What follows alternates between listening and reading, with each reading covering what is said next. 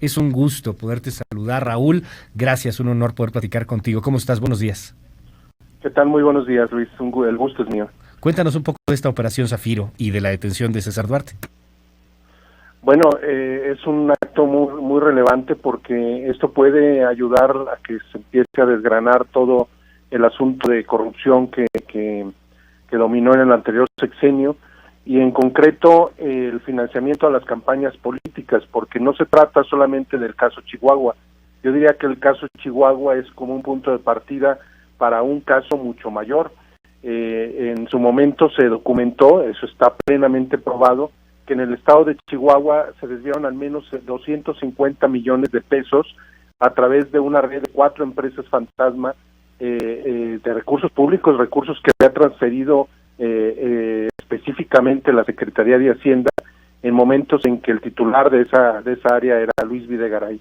Los testimonios que se han recopilado, que ha recopilado la Fiscalía Chihuahuense, apuntan a que ese dinero, eso lo dicen los propios exfuncionarios que recibieron instrucciones para realizar el desvío de dinero, ese dinero fue para financiar campañas políticas en aquel año, en el año 2016.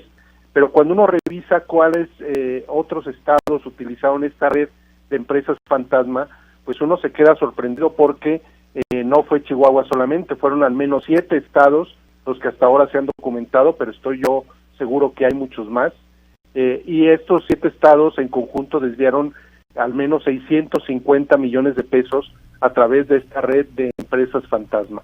Lo peculiar es que el desvío ocurre en coincidencia de tiempo a través del mismo esquema de empresas simuladas que utilizaban prestanombres, y los testimonios apuntan a que ese dinero fue utilizado para campañas políticas que en aquel año se realizaron en gran parte del país.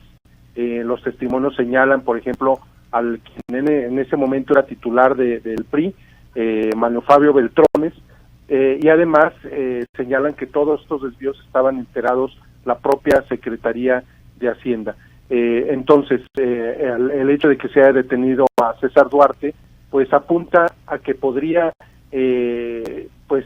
empezarse a conocer la verdadera trama de todo este desvío de recursos a nivel nacional, que hasta ahora se ha documentado en 7 estados, pero que sin duda podría extenderse a otros más.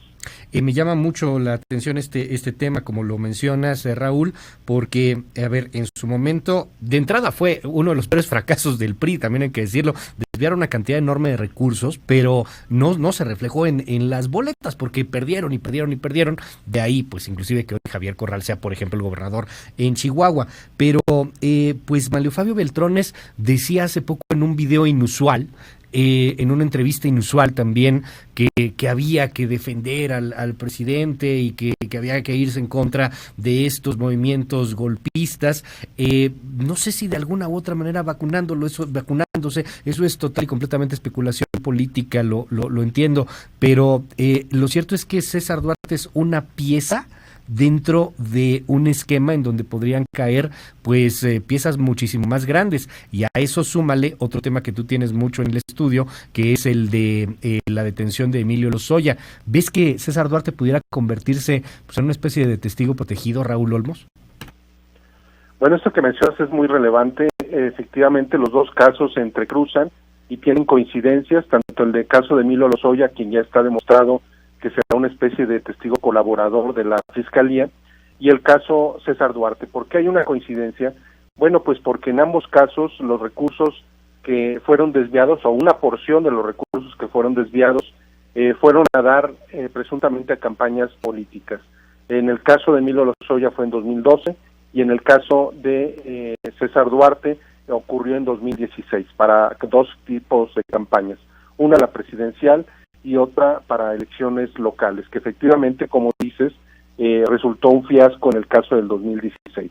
Pero en ambos casos involucran a un personaje clave, que es Luis Videgaray. Luis Videgaray era en 2012 el operador de la campaña política de Enrique Peña Nieto, y en 2016 era el titular de la Secretaría de Hacienda, en momentos en que los recursos fueron desviados a través de distintos estados, se desviaron recursos federales, y en estos tendría que haber ya una investigación muy puntual de la Auditoría Superior de la Federación para saber y determinar a dónde fueron a dar esos recursos, porque está demostrado, más allá de si se utilizó o no para fines electorales, como han dicho exfuncionarios de Chihuahua, lo que está probado es que el dinero se desvió, que el dinero se robó de las arcas públicas porque fue a dar a empresas fantasma, que es una peculiaridad, Luis. Resulta que los operadores, los supuestos dueños de estas empresas, eran 3 ex policías acusados de robo y sus parientes, ¿sí? Todos ellos residentes en el Estado de México y en la zona metropolitana de la Ciudad de México.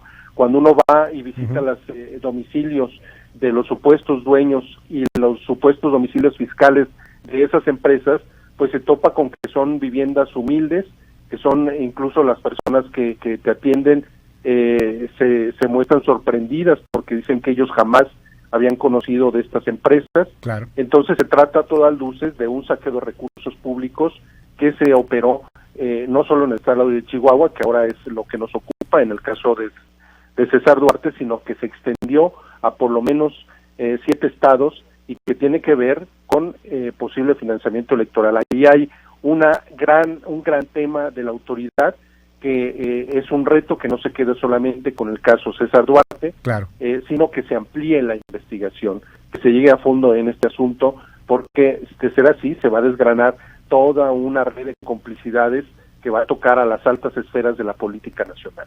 Raúl Olmos, muchas gracias por darnos estos minutos aquí en MBS.